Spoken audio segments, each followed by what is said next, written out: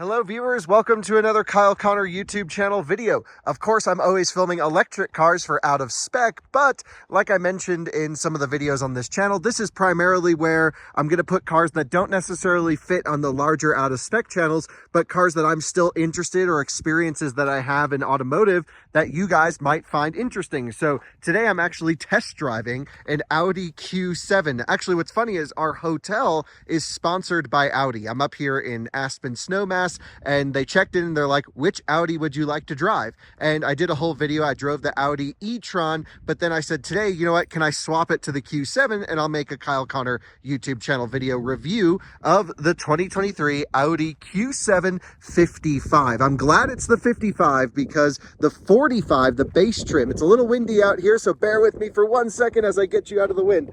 The 45 base trim is just a 2-liter 4-cylinder. This one at least has the V6, and it's got some mild hybrid tech to it, which I'm not a fan of how Audi implements all of that, especially coming after that Mercedes C300 that had some of the best mild hybrid stuff. So this is actually my first time ever driving a Q7, believe it or not. I review cars and I haven't driven a Q7, so that's why I wanted to experience this, because I've driven X5, X7, Mercedes GLS and GLE. I'm like, well, I'm leaving the Audi out of this. So here I am driving the Q7. Huge legroom back here. That seat is set for 6'1", my driving position. And because I'm shooting POV, I'm actually slightly farther back.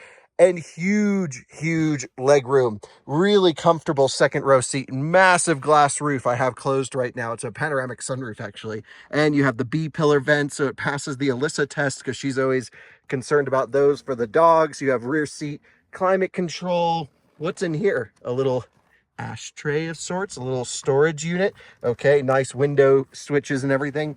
Q7 on the road looks pretty small, I have to say. Now, for our European viewers, they're going to be like, what are you talking about, Kyle? But this doesn't look like a huge car. It's got the blackout trim. Love that. Huge trunk space. This is a big car. This is like full-on Audi, Mercedes GLS competitor. Oh, I'm raising the third row here, which is moving this compartment out of the way. Well, let's just put this slightly out of the way, and we'll auto raise the third row. How about that? So cool. So that's locked. Boom. And not much legroom there, but the second row can slide and you can, of course, move it in and out. I'm not doing like a full review of the car. If you guys are curious, maybe I'll ask Audi for one on test. This is just a quick test drive. I actually only, because we're about to leave, I'm extending our stay. So this is going to be a quick review of the Q7, just basically my experience with the car as I'm able to drive it really for the first time. After all of these years, it's not like this is new. The Q7 was refreshed in 2021, and they haven't really made any changes for 2021. Yeah, some options and packages, things like that. This one's a really nicely spec'd Q7 55. It's a premium plus, so it's not a prestige, but you may notice it's optioned with rear steer and it's optioned with air suspension. So it has like everything. The turning radius is amazing. It's actually pretty good handling as well, as you would expect from a modern Audi. The car looks great. I think the Q7 has always been the most handsome of the bunch, in my opinion. This is a great looking SUV, especially with the black optics pack. You got the dual radars up here for the driver assistance system, which is not good. And we'll talk about that when we drive it. Mercedes is smoking Audi in the driver assistance department. I don't know what Audi is doing, but nothing great at all. And damn, I just think this thing's great, especially for being years and years old. Obviously, they're already working on the next generation Q7. It's got to be due for arrival sometime soon, but yeah, all good. Let me pop the hood. I'll show you what's powering this one. It's pretty interesting, actually. Now, I've driven this engine many times over the years. Most recently, actually, was in an Audi Allroad, which is a really cool sort of A6 lifted wagon.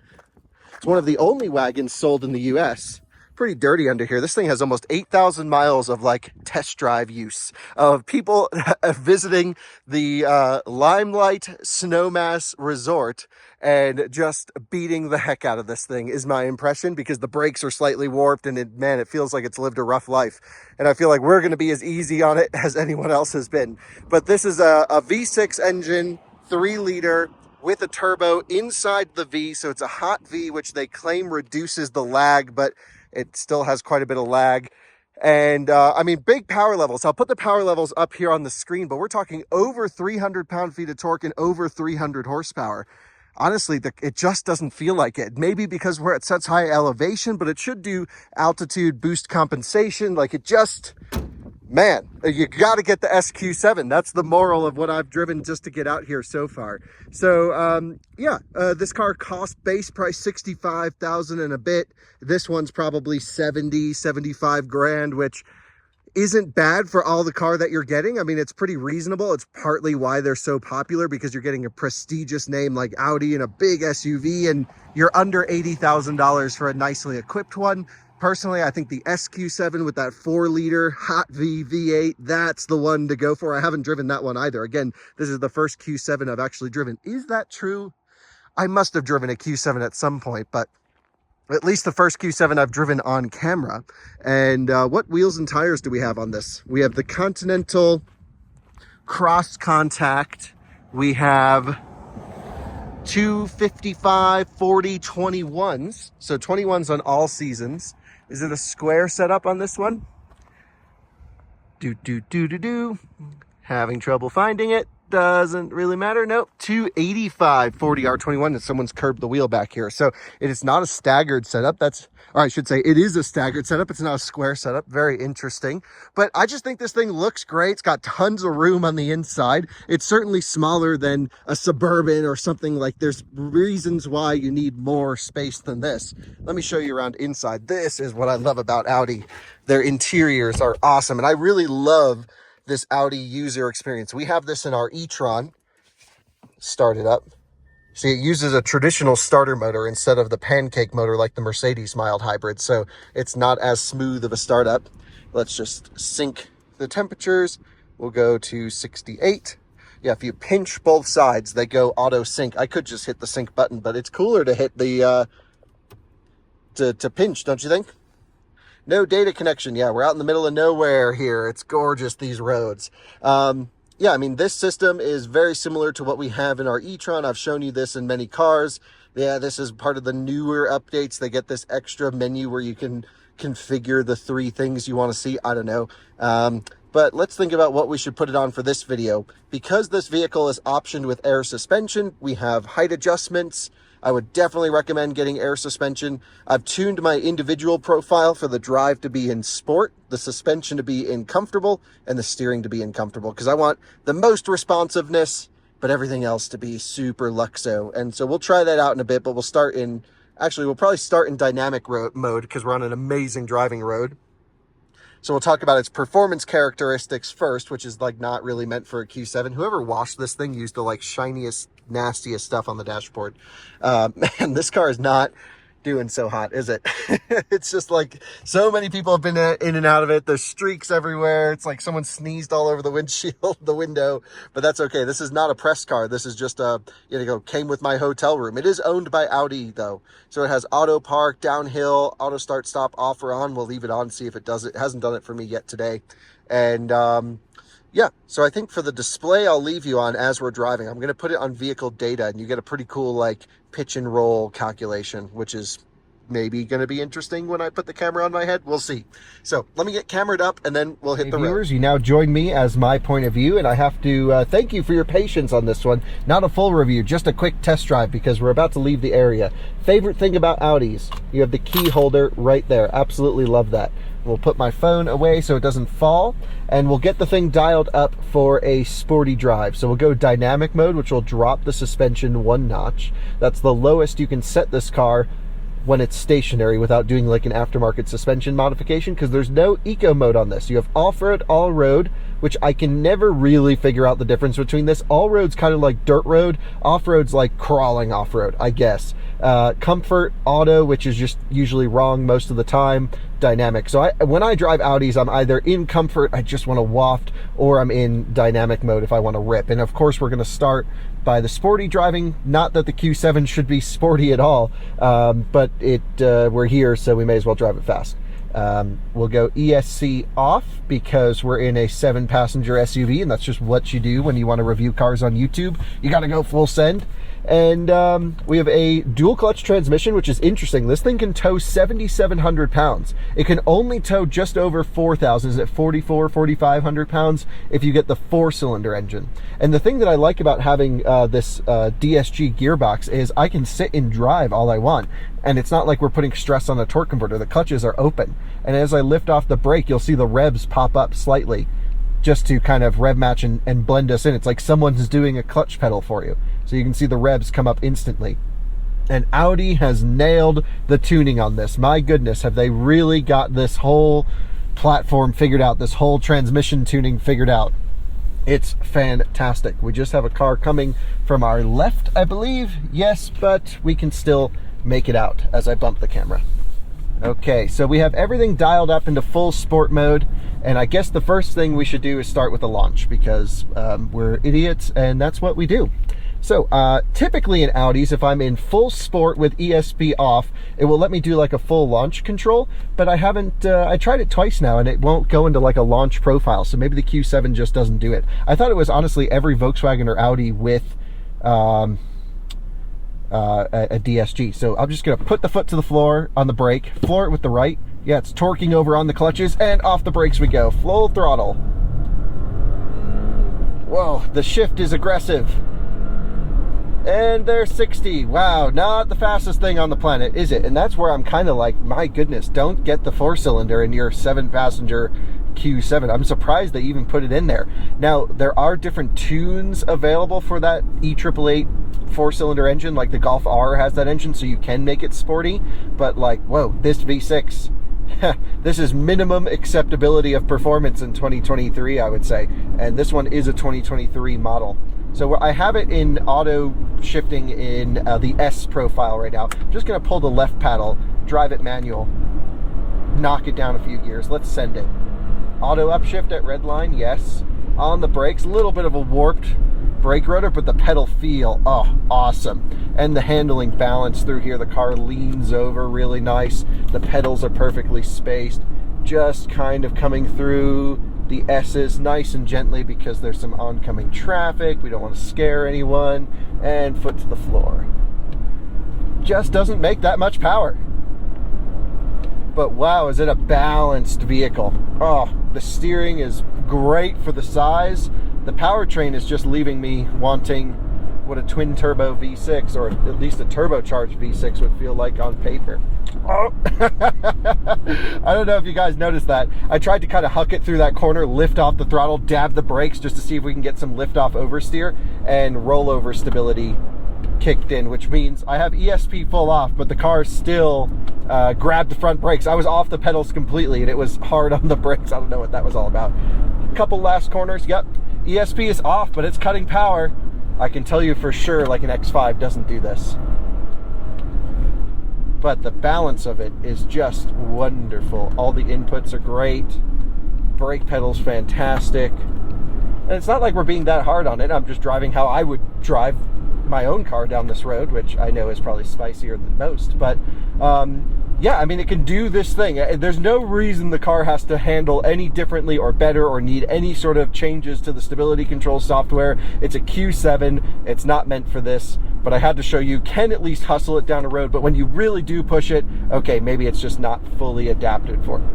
One last wide open hit. Let's go. Pass the kick down switch. On the brakes. Grab the left paddle. Back to full power. Okay, and that seems like all we're going to get for performance driving, which is way more than what's ever needed for a YouTube review because this is not a performance car.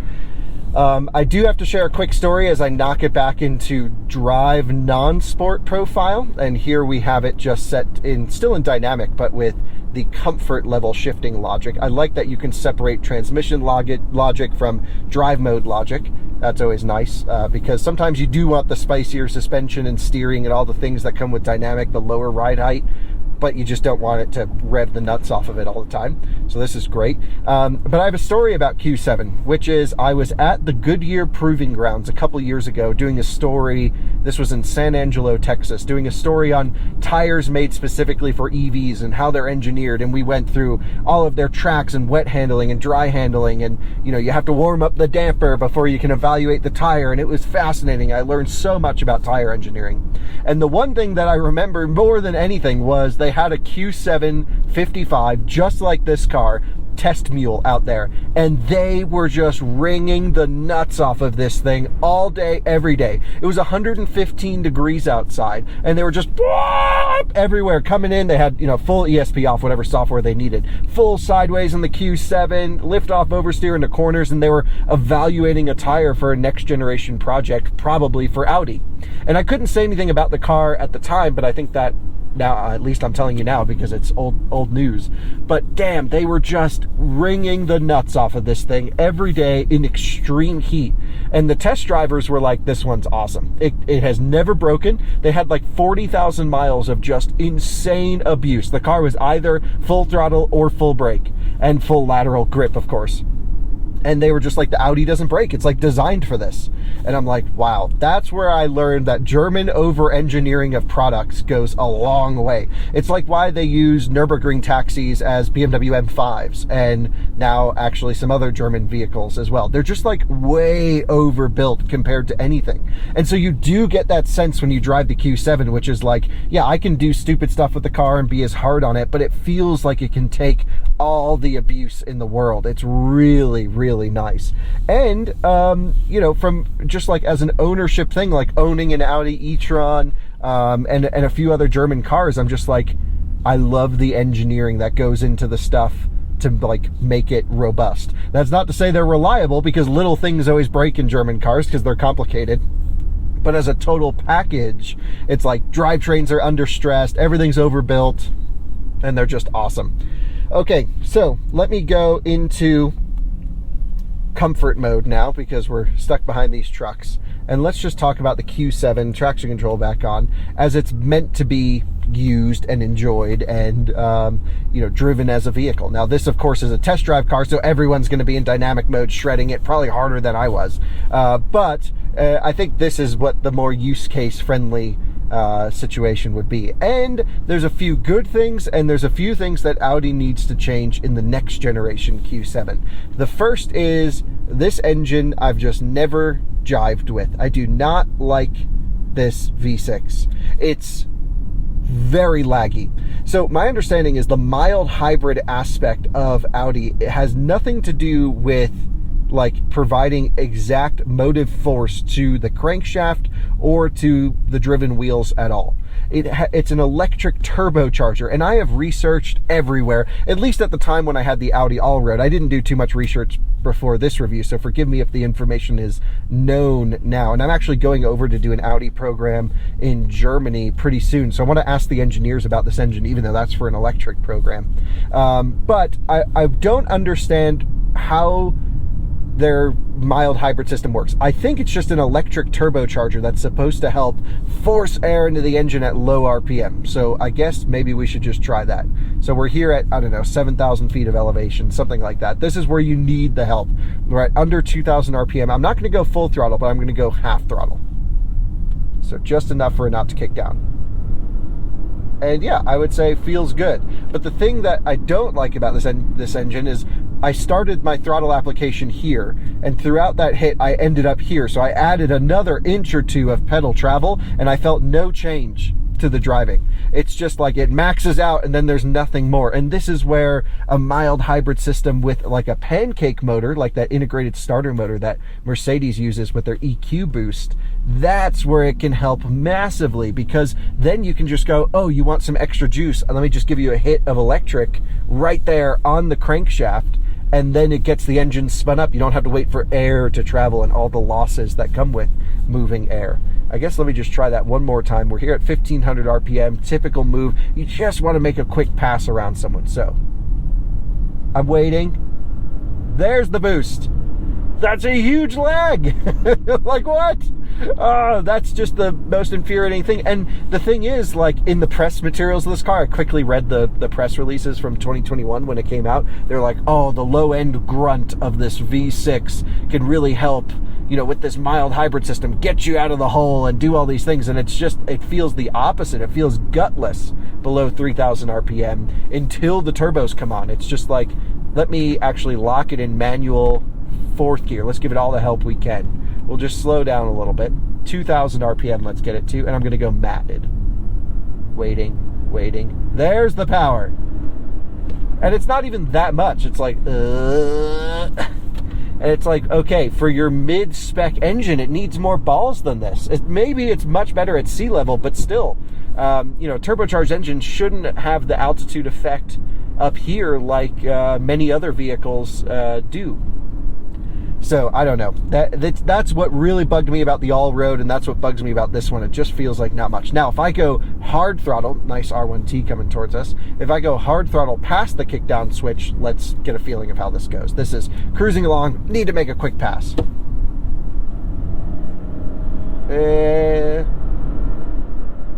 isn't until like 4,500 RPM that it progressively gets up to an acceptable level of power.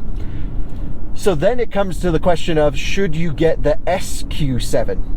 And the answer is yes. It's just a simple answer. You really lose nothing. Yeah, it's going to be a little bit firmer, but then you get a V8 with nice low-end torque. And that 4-liter V8 is not my favorite V8 either. I think it actually struggles from some of the low-end grunt in certain applications. It's really the corporate V8. They put it in, you know, Porsche, Audi. I don't think any Volkswagen uses it, but there's just in so many cars. The A8 has it, etc., etc. And it's like, yeah, it sounds great, and it can be tuned for good response. I had an Audi RS6 on test last year, maybe 2 years ago, I don't remember.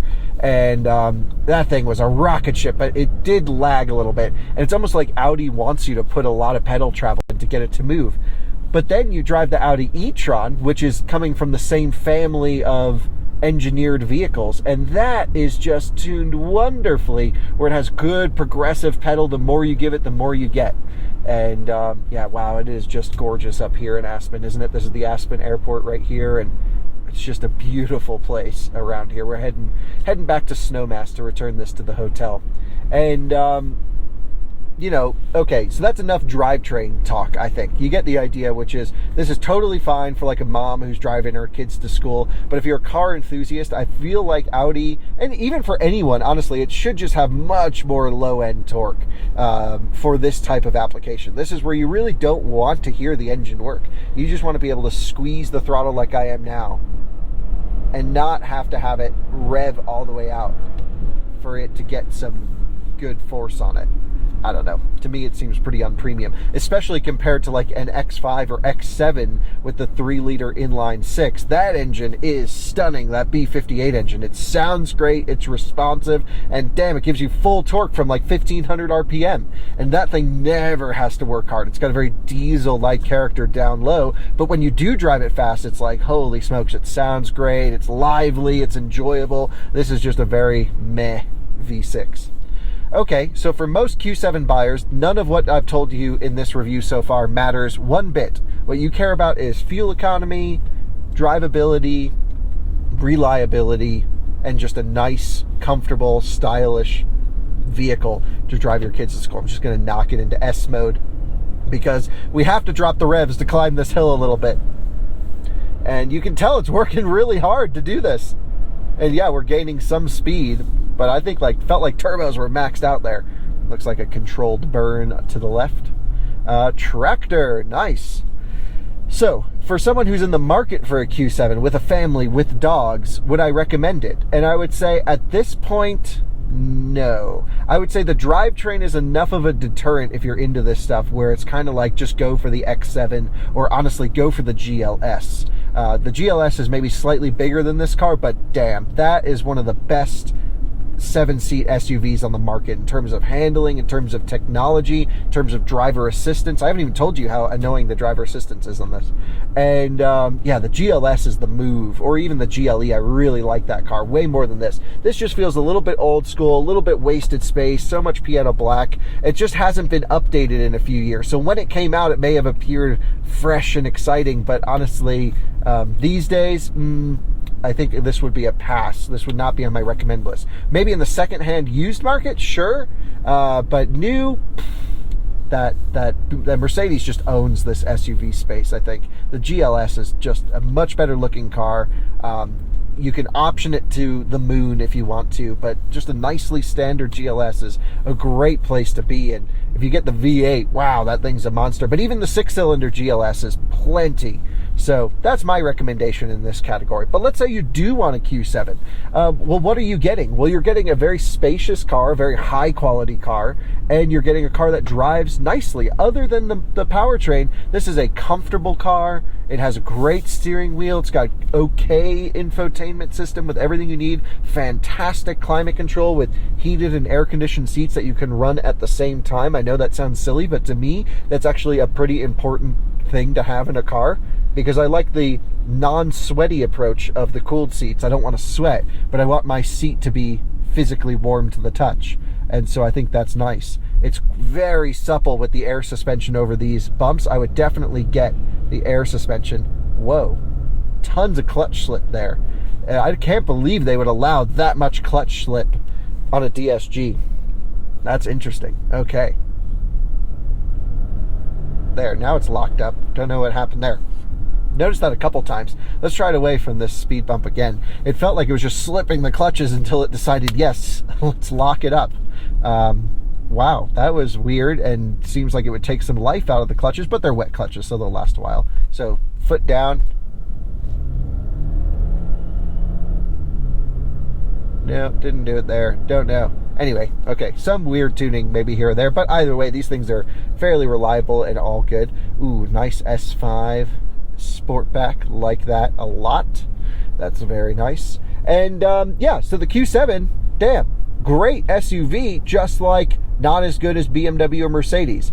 Meanwhile, Audi certainly is ahead with different models in different categories. So it just seems like it's due for a refresh, feels a little bit old. There's a reason they don't keep these in the press fleet much anymore, and all of that. So let me tell you about the driver assistance, and I think that's one of the main deterrents of the Q7. I can come over here to the driver assistance menu as an example. I'll put on the assistance. So I got to pull this back, hit that button, and now we're on driver assistance. Now we have active steering on.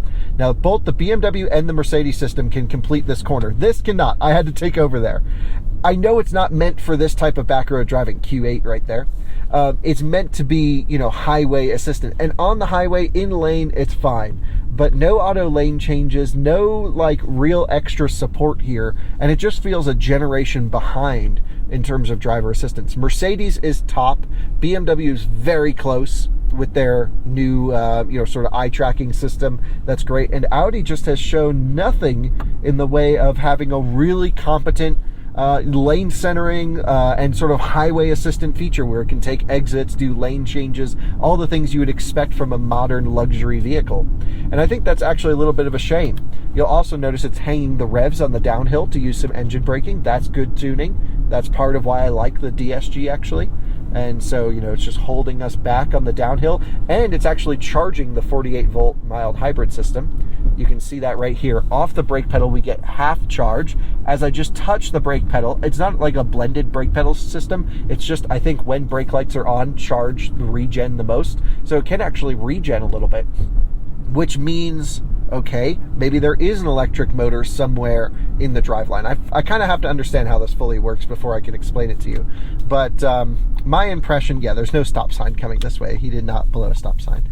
We have a stop sign, but not coming down this hill. I think it's because it gets icy and they don't want pile-ups to happen. My impression of the Q7 is high quality, great styling, fantastic family SUV, and honestly, if you just are an Audi person and you want an SUV, you're going to love this and you're going to have no issues at all. But if you evaluate this not in a vacuum of just Audi and you look at the competition that's out there in this German luxury three-row space, Well, certainly the X7 and the X5 are nicer vehicles with better drivetrains, with honestly better suspension and tech, but the Mercedes really has this area captured for me, my recommendation. So there you guys have it. Thanks so much for watching another Kyle Connor POV driving review. Let's hope the police don't pull me over for having a camera on my head. There would be no reason to. But I can't thank you guys enough for watching, and he is staying there. Good news. We did not get pulled over on this review. Yeah, can't thank you guys enough for watching. Just a fun test drive in an Audi Q7. Thought I'd take the opportunity because I don't think there will be another opportunity unless I run to the Audi dealer to drive one of these. And yeah, it was very eye-opening. Love this steering wheel, really nice. But this one's not a prestige model, just a premium plus, so no massaging seats, sadly.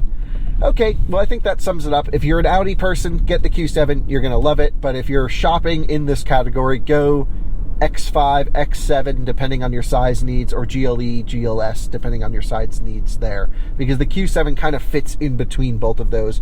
I don't actually know numbers on paper, but just my impression of being around them. Where the Q5, like this one right here, next to this old Land Cruiser, super cool. That Q5, that's an SQ5, nice one. Here's a little clutch slip. Interesting. I had to progressively roll in the throttle for it to lock up the clutches. Anyway, all good. Q5 smaller than the other ones. This is slightly bigger than GLE and X5, but not that much. So thanks for watching. See you in another one soon. Bye-bye. Ooh, old Discovery. Love that.